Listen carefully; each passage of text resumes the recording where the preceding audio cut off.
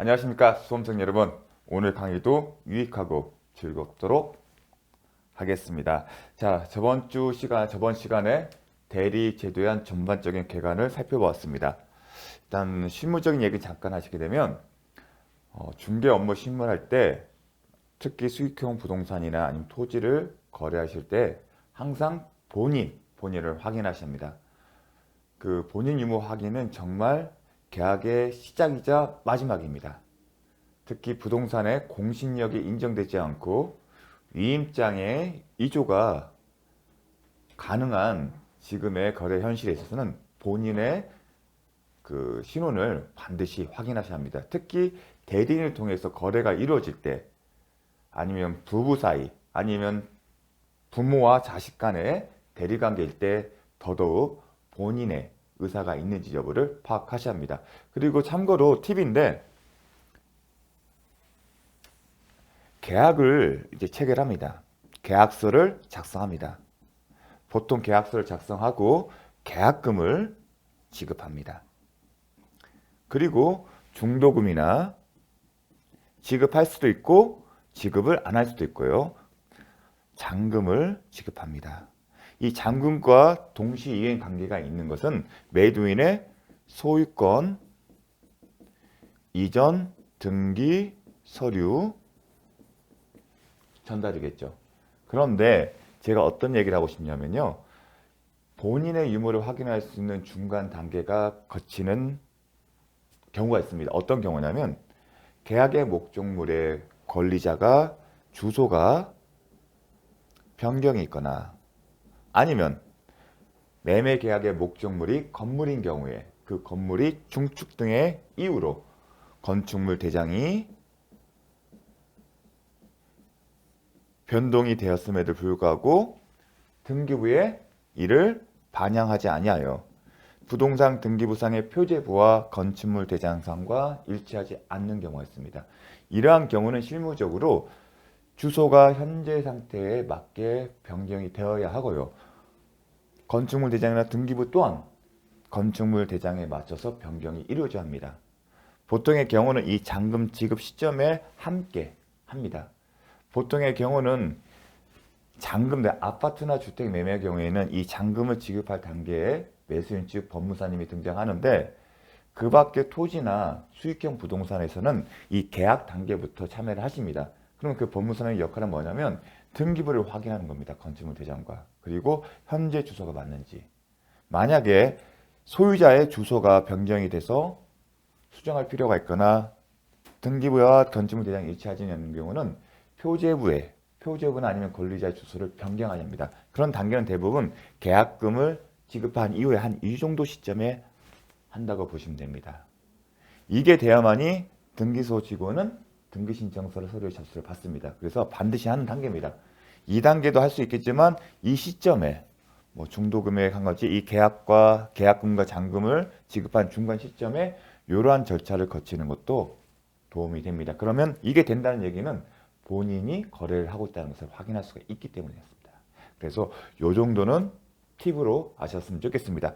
자, 그리고 자습서로 가서 페이지 58페이지부터 길잡이 제목하에 대리 제도의 전반에 살펴봤습니다. 이번 시간에는 유권 대리에 살펴볼 겁니다. 유권 대리. 유권 대리는 대리권이 있다는 겁니다. 그러면 가장 기본이 본인과 상대방이 있고 대리인. 유권 대리인은 대리인과 상대방이 거래를 하죠. 누구의 이름으로? 대리인이 본인의 이름으로. 대리권이 있는 경우에는 대리인이 본인의 이름으로 상대방과 체결한 매매 계약의 효력이 누구한테 기속된다? 본인에게 기속된다. 그게 유권 대리입니다. 본인에게 이 법률 계약에 따른 매매 계약에 따른 효과 기속된다는 것은 결국 본인이 직접 상대방과 매매 계약을 체결한 것과 동일하게 보시면 됩니다. 나중에 우리 시험 기출 문제를 풀거나 아니면 시험에 임한 입장에서는 항상 대리에서는 유권 대리냐 아니면 이게 무권 대리냐를 먼저 구분을 하신 다음에 유권 대리라면 계약 체결의 매매 계약 체결의 효과가 본인에게 기속된다. 그 의미는 매매 계약에 따른 권리나 의무의 주체는 누구다? 본인이다. 따라서 본인이 상대방을 상대로 자신의 권리를 행사할 수거나 아니면 의무를 이행할, 채무를 이행할 부담이 있다는 것입니다. 상대방 입장에서는 계약의 당사자가 본인이기 때문에 본인을 상대로 권리를 행사하거나 아니면 채무를 이행할 책임이 있다는 겁니다. 그래서 대리인이 존재했을 때, 유권 대리일 때는 그 의미가 머릿속에서 정확하게 기억이 돼야 합니다. 이제 이러한 내용들을 사례를 들어서 설명해 놨습니다. 처음에는 어렵겠지만 제가 반복하다 보면 반복해서 언급하는 내용들이 있습니다. 그게 키포인트고 이해의 핵심입니다. 따라서 그런 부분을 연상하시면서 계속 자주 읽어보시길 권해드렸습니다. 다만 수업 시간에 좀 보충해서 61페이지 대리와 사자.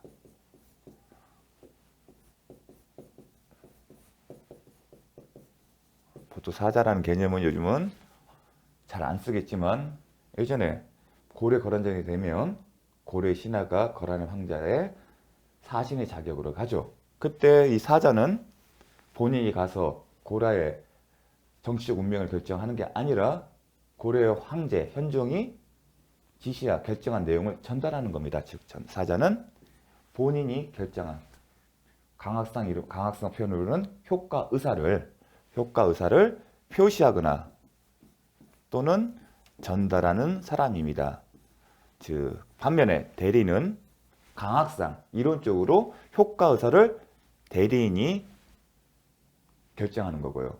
다만 그 효과 의사에 따른 법률 효과는 누구한테 기속시킨다? 본인에게. 그러한 부분에서 차이가 납니다. 하지만 대리와 사자는 경계선이 이론상으로는 구분이 되지만 현실에서는 잘 구별이 안 됩니다. 왜냐하면 대리인에게 전적 의사를 맡기는 게 아니라 요즘은 본인과 계속적으로 대화를 하면서 협의를 하면서 계약의 내용을 결정하기 때문에 과연 이 대리인이 우리가 이론적으로 전제하는 효과 의사를 전적 결정하는 사람인지는 모호한 면이 있습니다. 그렇기 때문에 대법원 판례는 대리와 사자가 구별하기 힘들다는 현실을 반영해서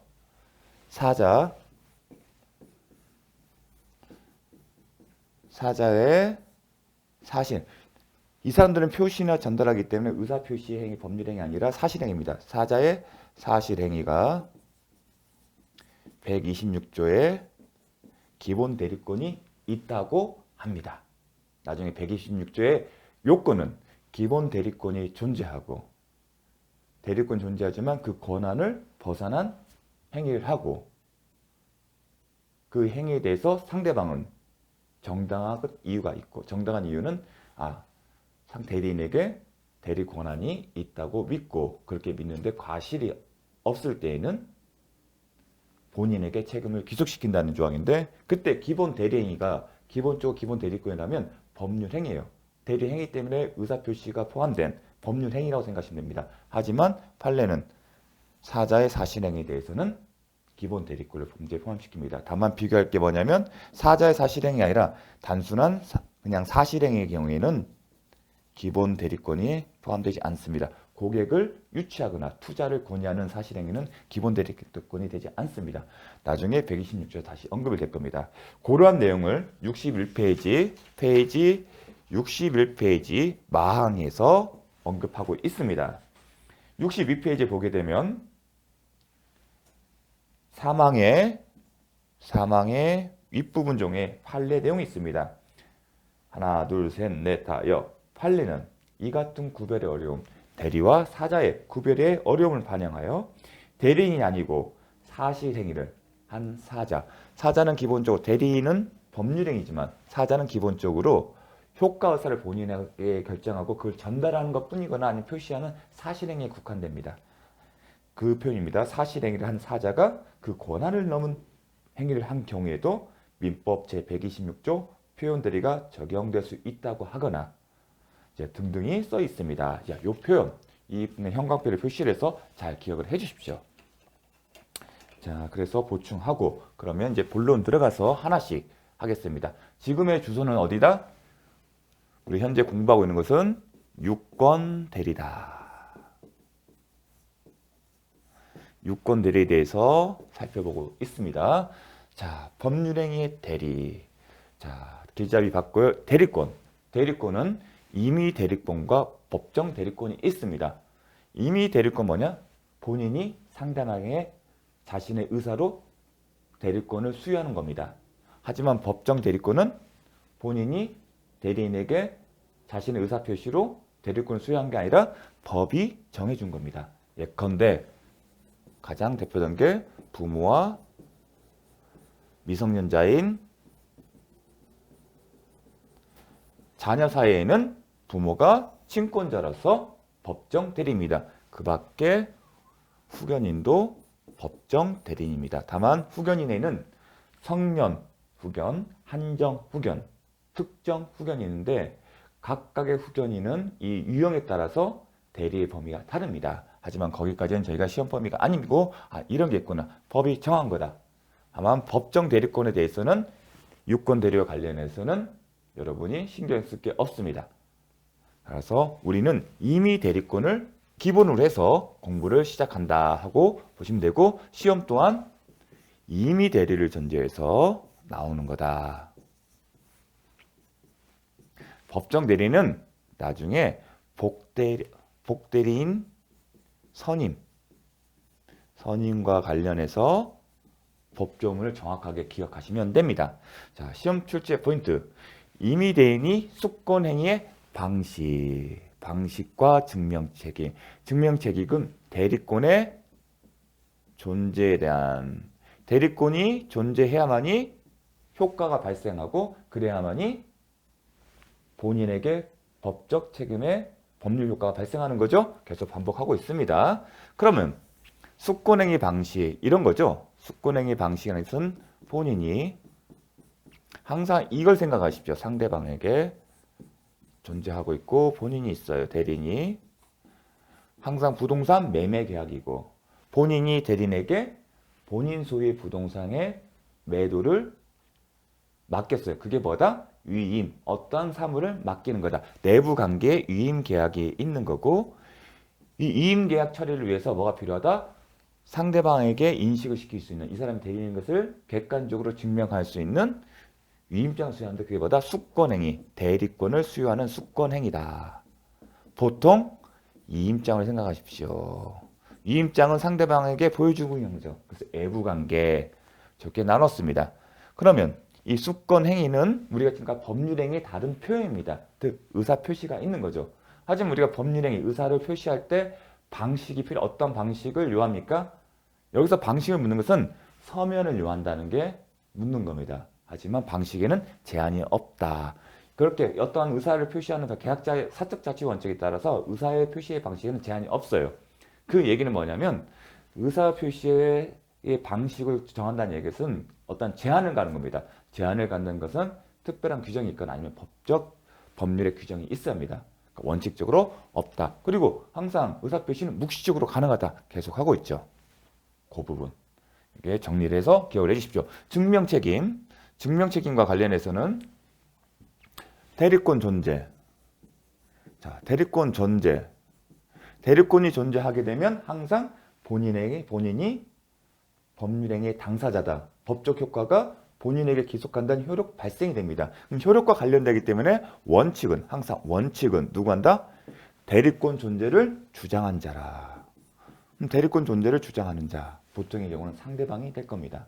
왜냐하면 대리권이 존재하니 상대방은 본인에 대해서 항상 문제는 상대방이 본인에게 대리인은 항상 대리인이냐 유권대리냐 무권대리냐 어떠한 문제의 소재가 있는 어떤 지점에서 문제가 발생하냐면 상대방이 본인과 직접 거래하지 않고 대리인과 법률행위 하잖아요. 그러면 상대방은 본인에게 대해서 법률 매매계약이 체결되었으니까 당신은 나한테 소유권을 넘겨줄 의무가 있습니다. 그런 권리를 행사하는 겁니다.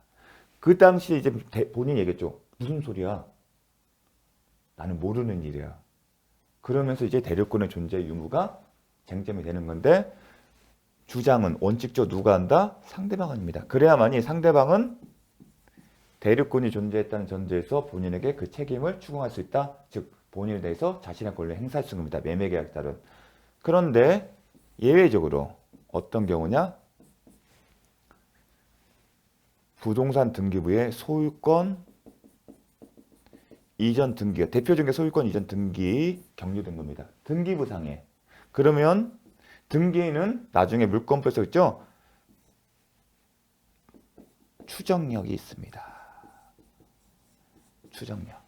등기 추정력의 문제. 근데 등기 추정력의 문제가 우리가 배울 때는 등기부 어떻게 됐죠? 순위번호, 그 다음에 등기 목적, 그 다음에 접수일자, 등기 원인, 그 다음에 권리자 이렇게 되어 있습니다. 만약에 소위 등 등기원이 매매, 권리자가 갑이다. 그러면 등기 추정력은 등기 원인인 매매에 대해서 추정력이 있다고 합니다. 이 얘기는 매매 계약이 체결이 사실이 있다는 게 추정되기 때문에 매매 계약 사실에 효력을 부인한 사람이 그 효력을 다투는 거고 현재 권리자 갑으로 기재됐다면 이 사람이 정당한 권리자로 추정이 된다. 그게 등기 추정력이 그런 내용입니다. 그리고 이것은 설권 이전 등기 목적으로. 그게 등기 추정이었는데 대리는 보이지 않죠. 하지만 제가 설명을 드렸죠. 대리에 대해서도 추정이 된다. 왜냐하면 이런 등기가 대리 행위로 이루어질 경우에는 부동산 등기법상 대리권 증명할 수 있는 객관적 서류의 제출을 엄격하게 요구하고 있기 때문이다. 비록 이 등기부에는 드러나지 않지만 신청서에는 첨부가 되어 있기 때문에 추정이 된다. 그렇죠. 등기 추정력 이런 경우에는 대리권이 추정이 된다. 그 얘기는 대리권이 추정된다는 것은 대리권이 존재한다고 유효하다는 겁니다. 대리권이 존재하는 것. 그러면 대리권이 없다고 다투는 사람이 증명 책임이 있겠죠. 추정이 된다는 얘기입니다. 추정이 되는 것은 대리권 존재한다는 것 때문에 대리권의 효력을 다투는 사람에게 증명 책임이 있는 겁니다. 누가 할까요? 대리권 효력을 다투는 사람은 대리권이 존재함으로써 자기가 어떤 책임지는 사람 누구? 본인이겠죠. 그렇게 이해를 하셔야 합니다. 자, 그래서 소유권이 이전 등기에 등기 때는 등기 추정력이 있다. 그 표현. 그럼 그게 이제 구체적으로 자습서를 보게 되면 나와 있습니다. 자습서를 보게 되면 자, 지우고 페이지 67이네요. 67쪽에 그래도 안 보이니까 다시 한번 하겠습니다.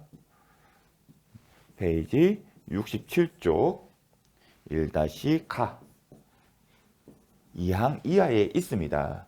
자, 거기에 보면 내용이 있습니다. 원칙은 대리권의 존재를 주장하는 사람이 있다. 하지만 예외적으로 소유권 이전 등기에 맞춰진 경우에는 대리행위를 원인으로 해서 그 경우는 추정력에 의해서 대리권의 존재를 다투는 측에서 대리권이 부존재에 대한 증명 책임이 있다. 이 표현은 정확하게 기억을 해 주십시오.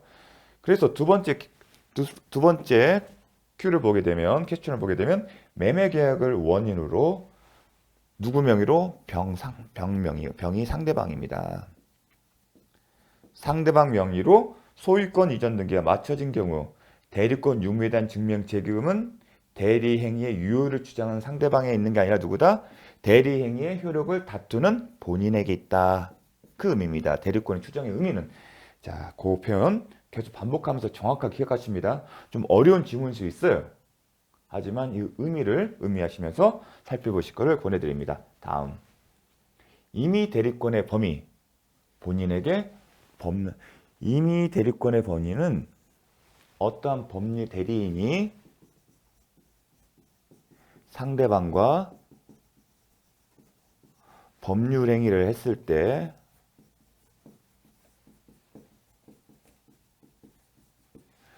이 법률 행위를 할 대리권이 존재하고 이 대리권의 범위 내에 해당하는 건지를 묻는 겁니다.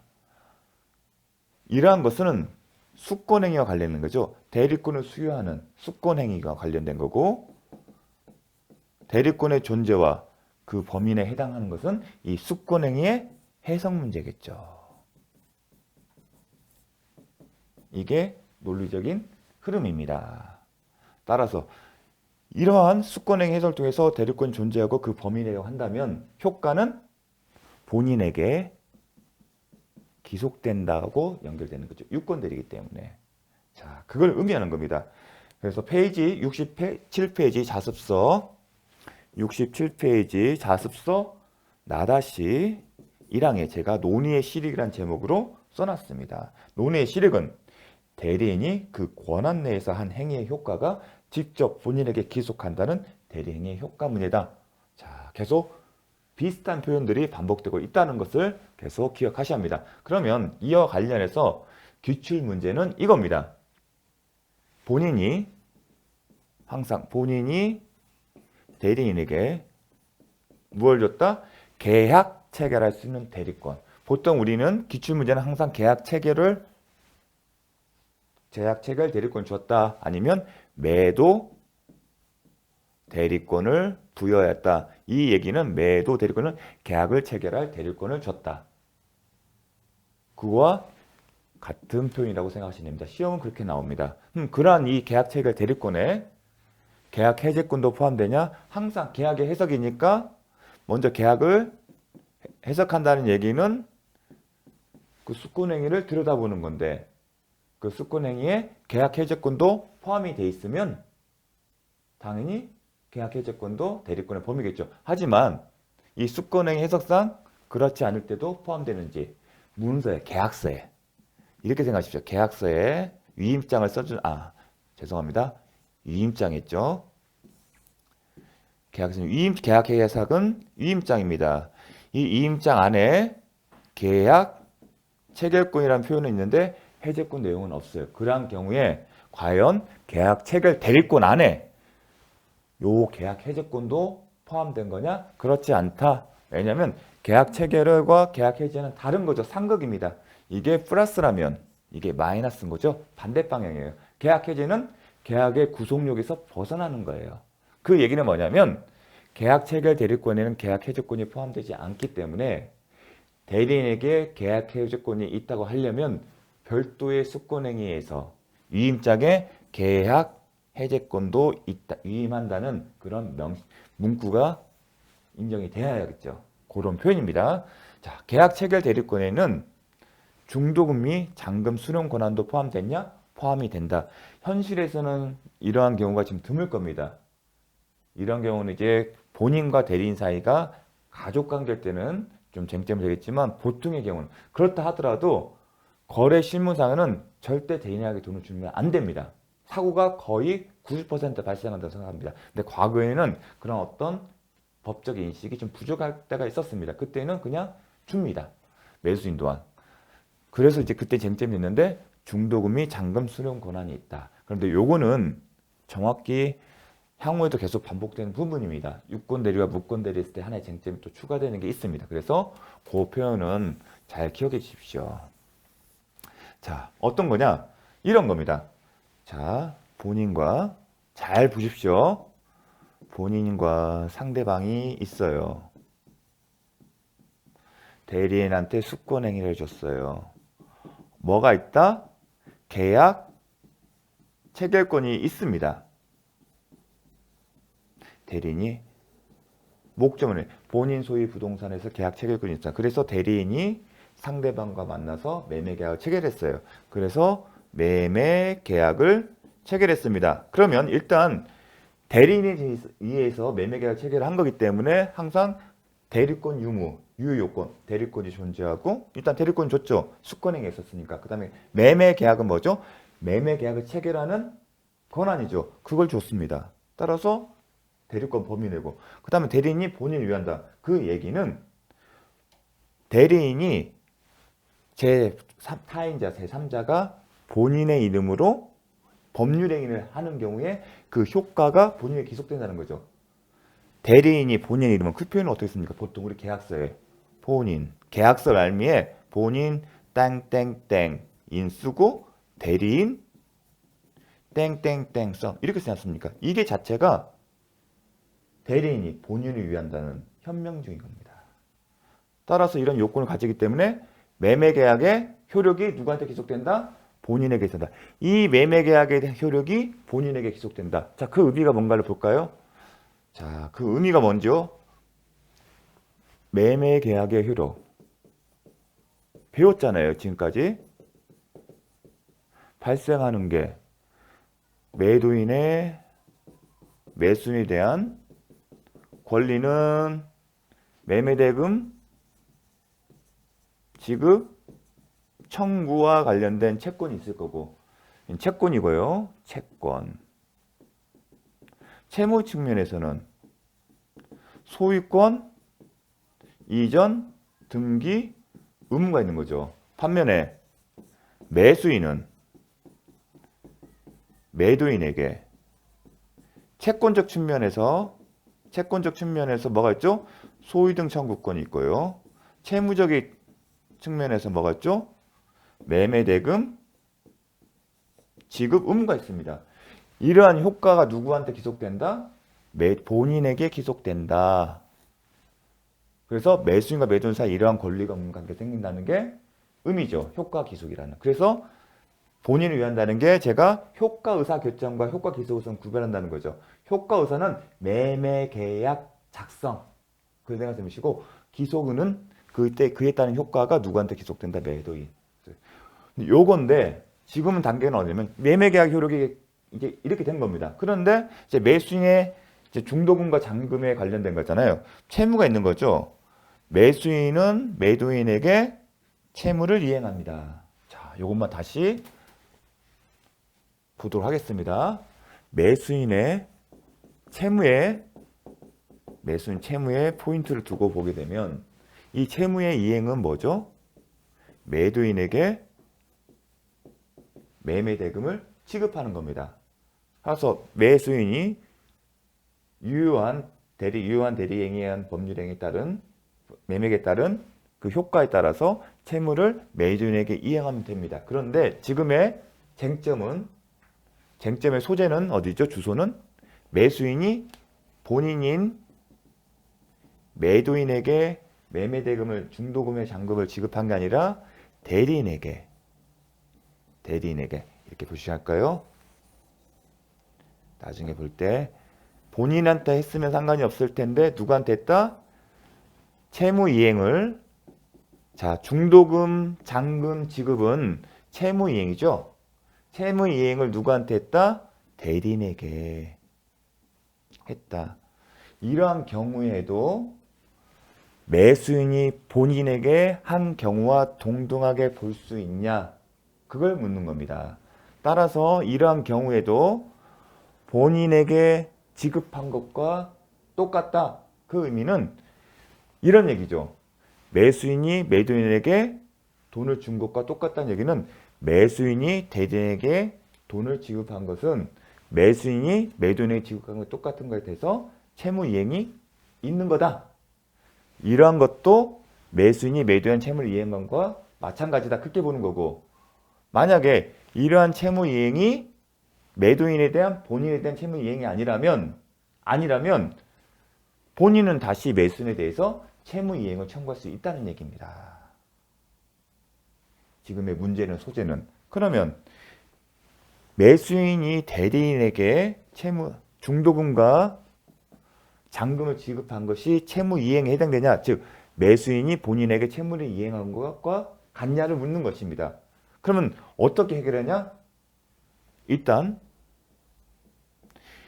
매수인이 대리인에게 채무 이행, 즉 중도금 및 잔금을 대리인이 수령할 중도금, 매매대금이겠죠. 매매대금인 중도금과 잔금을 본인을 위하여 수령할 대리권이 있냐? 대리권 존재 낸지는 범위의 문제겠죠. 또는 범위의 문제겠죠. 과연 이러한 대리권이 있냐입니다. 그래서 아까 문제가 계약 체결 대리권이 있으면 중도금이 잔금 수령 권한이 대리권이 있냐 기억을 하라는 겁니다. 이러한 경우에 대리인이 매매계약 체결 권한이 있으면 이러한 권한도 있다. 지금 대리권이 있다는 겁니다. 대리권이 있는 대리인이 중도금과 잔금을 받으면 유효하죠. 유효하다는 의미는 중도금 잔금의 효과, 법적 효과는 매도인에게 기속된다. 그 얘기는 채무가 매매대금 지급이 이루어졌다고 평가를 하는 겁니다. 따라서 채무 이행이 있었기 때문에 매도인은 더 이상 매수인을 상대로 얘 돈 안 줘? 그 얘기를 못 한다는 겁니다. 설사 이 대리인이 중요합니다. 근데 여기 출발점은 유권들입니다. 대리권이 있다는 전제에서 지금 하는 얘기 들은 걸 정확하게 기억하십시오. 대리권이 없으면 다르겠죠. 지금은 대리권이 있다는 전제에서 얘기하는 겁니다. 채무 이행이 이루어졌기 때문에 더 이상 매도인은 나 돈 못 받았다는 얘기를, 돈 달라는 얘기를 못 한다는 겁니다. 설사 이 대리인이 받은 돈을 매도인에게 전달하지 않았다 하더라도 효과에는 영향을 끼치지 않다. 어떤 효과? 매수인이 본인에게 채무를 이행한 효과는 영향을 끼치지 않는다는 겁니다. 그게 포인트 하나입니다. 두 번째 포인트는 매수인이 대리인, 권한이 있는, 대리 권한이 있는 대리인에게 중도금과 잔금을 줬어요. 대리인에게.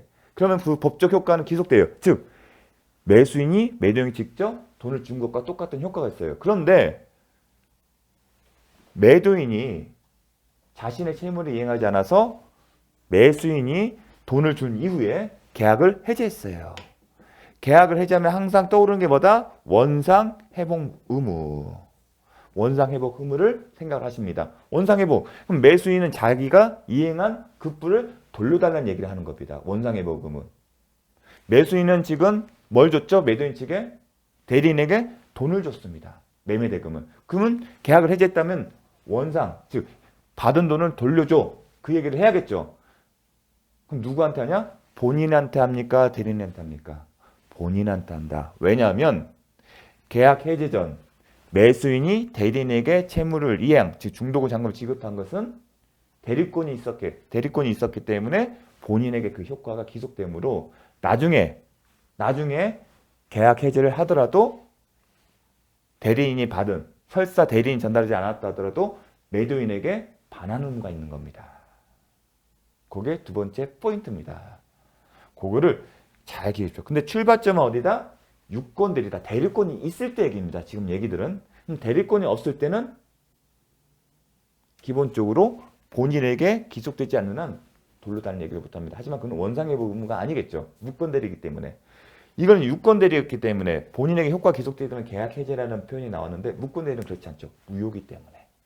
그래서 나중에 부당이득 반환 청구할 수 있냐는 관점에서 접근이 될 겁니다. 그 점 잘 기억을 해주십시오. 따라서 정리를 하게 되면 대리인이 수료한 중도금들을 본인에게 전달하지 않았더라도 계약 체결 대리권에는 중도금 및 잔금 수령 권한이 있기 때문에 대리인이 중도금 수령 권한을 받은 대리권이 있다는 전제에 받은 거므로 본인이 직접 받은 것과 효과가 있다. 그래서 아는 경우에도 채무 이행은 이루어진 것이다. 계약 해지 시 원상회복 당사자는 누구다? 대리인이 수령한 중도금을 전달하지 않았더라도 누구다? 본인과 당사자 사이다. 상대방이다. 대리인이 계약 해지 원인을 제공한 경우에도 마찬가지입니다. 이러한 사실이 있더라도 원칙에는 영향을 끼치지 않는다. 대리인이 아니라 본인이다. 잘 기억해 주십시오. 이 논리의 전제는 뭐다? 유권대리다. 유권대리라는 얘기는 구체적으로 대리인에게 중도금 및 잔금 수령 권한이 있다는 것입니다. 자, 계약 체결과 그 이행에 관한 포괄적 대리권이 있다. 이행은 뭐냐면 계약이 체결이 되면 계약금 언제, 중도금 언제, 잔금, 계약금 줬겠죠? 중도금 지급일, 그 다음에 잔금 지급일을 정합니다. 이게 이행이죠. 이행기. 그겁니다. 계약 체결과 이행에 관한 대리권이 있으면 어떠한 권한이 표있다? 지급기일을 대리인은 연기할 권한이 있다. 이 표현도 기억을 해주십시오. 즉 잔금일이 지급이 인제인데 이행하는 포괄적 대리권을 가지고 있는 대리인은 이 지급일을 뒤로 미뤄줄 수 있는 권한이 있다는 겁니다. 거기까지 잘 하셨으면 좋겠습니다. 잠시 쉬었다가 또 공부하도록 하겠습니다.